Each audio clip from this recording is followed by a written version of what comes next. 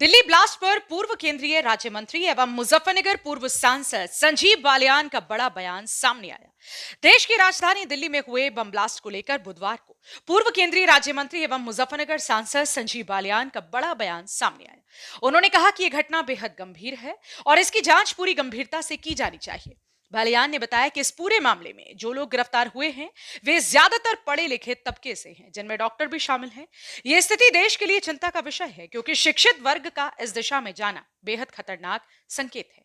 संजीव बालियान ने कहा कि बहुत सालों बाद देश में इस तरह की घटना हुई। उन्होंने बताया कि जांच एजेंसियों ने पहले भी कई संदिग्धों को पकड़ा था और करीब 3000 किलो विस्फोटक सामग्री बरामद की थी। उनका कहना है कि सुरक्षा एजेंसियों ने समय रहते कार्रवाई की, जिससे बड़ा हादसा टल गया। बालियान ने कहा कि गृह मंत्री तुरंत घटनास्थल पर पहुंच गए थे और सभी एजेंसियां लगातार तालमेल के साथ काम कर रही हैं। अब तक कई राज्यों से गिरफ्तारियां हुई, जिनमें सहारनपुर और मुजफ्फरनगर जैसे जिले भी शामिल हैं। उन्होंने कहा कि प्रशासन को ऐसे मामलों पर लगातार निगरानी रखनी चाहिए, ताकि भविष्य में ऐसी घटनाओं की पुनरावृत्ति न हो।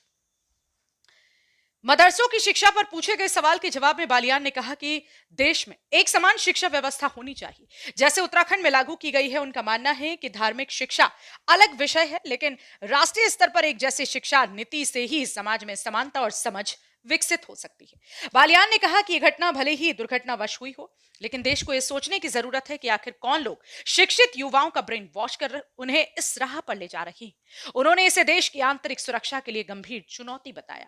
जनपद मुजफ्फरनगर से संवाददाता तनवीर मलिक की रिपोर्ट।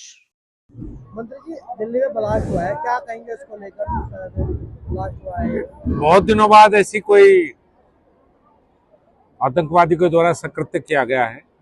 और देखिए, उसी दिन गृह मंत्री पहुंच चुके थे घटनास्थल पे, और मुझे लगता है जितनी कड़ियां थी वो सब जुड़ चुकी हैं। कुछ लोग गिरफ्तार भी हुए हैं, बाकी गिरफ्तार होंगे। चिंता की बात एक है कि एक पढ़ा लिखा तबका, ज्यादातर डॉक्टर्स इसमें इन्वॉल्व हैं।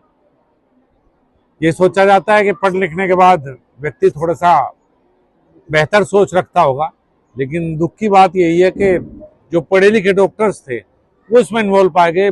बाकी पूरे देश के लिए चिंता की बात है। जिस तरह से मुजफ्फरनगर के बुढ़ाने में एक मदरसा है, वहाँ पर भी दो लोग गुजरात में पकड़े गए थे, भी यहाँ शिक्षा ग्रहण करते थे, उसको लेकर क्या कहेंगे? देखिए, सहारनपुर से भी पकड़े गए हैं, मुजफ्फरनगर से भी, करीब करीब हर बहुत जिलों से लोग पकड़े गए हैं। लगातार प्रशासन को इन पर लगातार नजर रखनी चाहिए, कह सकते हैं। मंत्री जी क्या कहेंगे? लगातार मदरसों से ही ये बातें सामने आती है, मदरसों में इसी तरीके की पढ़ाई की जाती है, करवाई जाती है। देखिए, ऐसा तो नहीं कह सकते कि सब जगह तो ऐसा नहीं है कि भाई हम कहें, लेकिन ये जरूर है कि जैसे उत्तराखंड में हुआ है कि शिक्षा तो एक ही होनी चाहिए पूरे देश में। एक तरह की शिक्षा है, धार्मिक शिक्षा का अलग मामला है, वो दे दिन, लेकिन जो शिक्षा है वो तो पूरे देश में एक ही होनी चाहिए। बुढ़ाने में जिस मदरसे में एटीएस की छापेमारी थी, वहाँ के जो प्रिंसिपल है उन्होंने भी कबूला है कि वो यहीं पर पढ़ते थे और यहीं से शिक्षा ग्रहण करते थे। हाँ, यही बात है ना, ये चिंता की बात है कि सभी पढ़े लिखे लोग हैं, डॉक्टर्स हैं ज्यादातर, तो ये वाकई चिंता का विषय है कि इस तरह के लोग आज आतंकवाद में लिप्त हैं। मंत्री जी क्या कहेंगे, जिस तरह से पढ़े लिखा तबका आतंक की तरफ बढ़ रहा है, क्या देश को बड़ा खतरा हो सकता है? निश्चित रूप से देखिए, चिंता की बात है। देश तो बहुत बड़ा है, बहुत मजबूत है, लेकिन पढ़े लिखे लोग अगर इस तरफ जा रहे हैं तो कौन का ब्रेन वॉश कर रहा है, क्या है, ये वाकई एक देखने की बात है। बहुत गंभीरता के साथ जहाँ जहाँ भी तार जुड़े हुए सबके बहुत गंभीरता के साथ।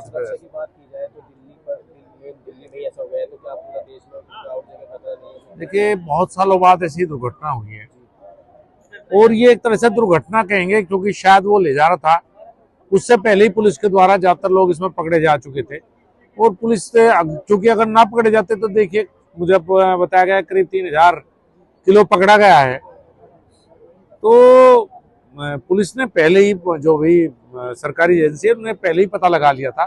और ये तो एक दुर्घटना शायद हुई है, लेकिन पुलिस के द्वारा या जो हैं संस्थाएं, उनके द्वारा अच्छा काम किया गया।